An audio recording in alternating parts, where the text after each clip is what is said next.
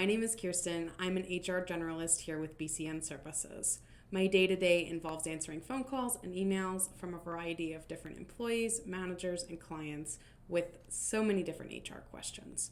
One of the things that takes a lot of my time is managing our leaves of absence. So anyone who may need to take time away from work, whether it's for a week, 10 weeks, or whatever is needed for personal, medical, or other reasons, I make sure that they get taken care of and everything is documented correctly. Over the course of the last few weeks, we've begun to get questions related to the new legislation coming out at the end of June 2023 called the Pregnant Workers Fairness Act. This legislation is an expansion of the ADA, the Americans with Disabilities Act, and I want to take a few minutes to talk about what the legislation is, who it applies to, and how it might affect you as an employee or manager of a company here in the United States. First, what is the Act? The Pregnant Workers Fairness Act is an extension of the ADA. The ADA is an act that many folks are familiar with because it has been in place for so long. That act covers anyone who may have a disability that needs a reasonable accommodation to work.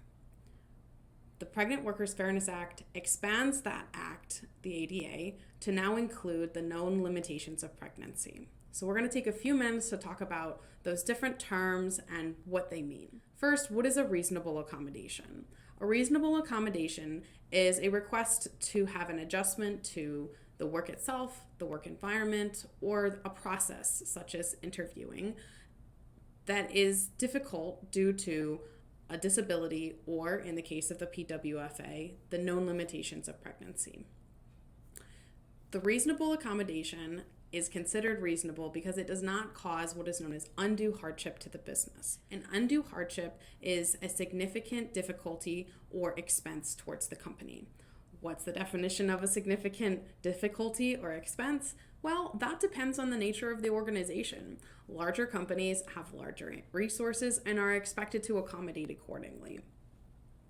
One of the things that's important to remember when determining the reasonable accommodation is using the interactive process. This means that an employee may come to a manager and request an accommodation that isn't considered reasonable to the company, and then they would go back and say, hey, let's try this instead.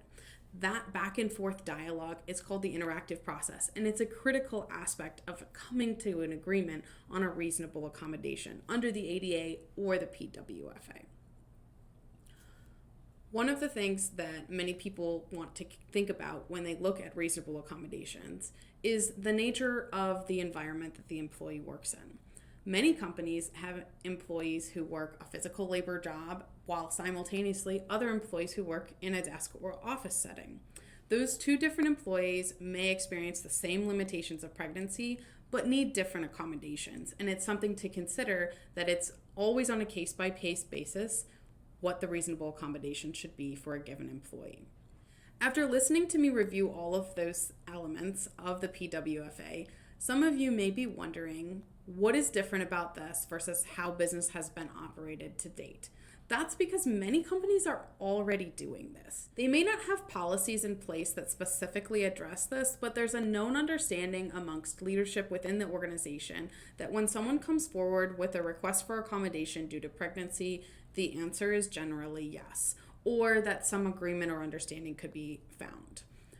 Common examples of known limitations to pregnancy include additional restroom breaks, more frequent doctor's appointments, and one of the most important ones, a leave of absence in order to labor and deliver the baby, as well as the time required to recover from that process. This is the piece that is of most interest to many small businesses. Considering whether or not a leave of absence is a reasonable accommodation is not something that small companies have had to look at prior to the Pregnant Workers Fairness Act. Because the ADA does not consider pregnancy itself a disability, many pregnant workers would not have been able to request a leave of absence as a reasonable accommodation under the ADA. Some of them would be protected by the FMLA, which I'll talk more about in a moment.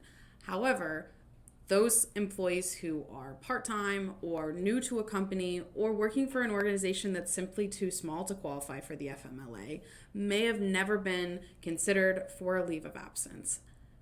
That's one of the reasons why I want to talk about the difference between the PWFA and the FMLA. Many folks are familiar with the Family Medical Leave Act, which requires companies to offer job-protected leave to employees that have been with the organization for more than 12 months on a full-time basis.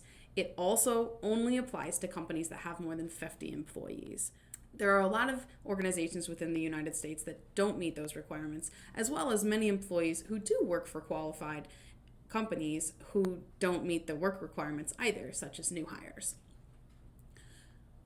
The PWFA now considers, is a leave of absence a reasonable accommodation for a pregnant worker? That's something that managers and employers are going to have to consider. You may need to update your handbook or consider having a leave of absence policy prepared for a pregnant worker who is going to need one. In conclusion, I want to review some of our best practice recommendations for companies who are considering how the PWFA will affect their organization.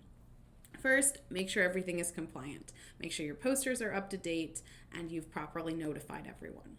Second, check your handbook. You may need to add an addendum to your handbook to talk about the PWFA. That's something that we here at BCN Services would be happy to help with.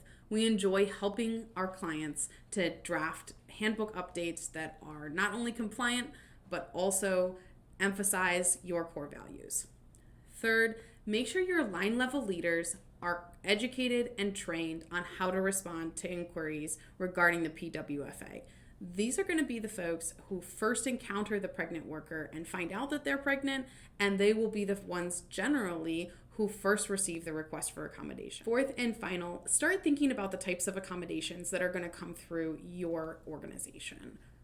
What types of requests will be most common, what might be difficult to say yes to, and then begin brainstorming with your colleagues and other leaders within the organization on what you could do to respond to those requests before they start coming to your door.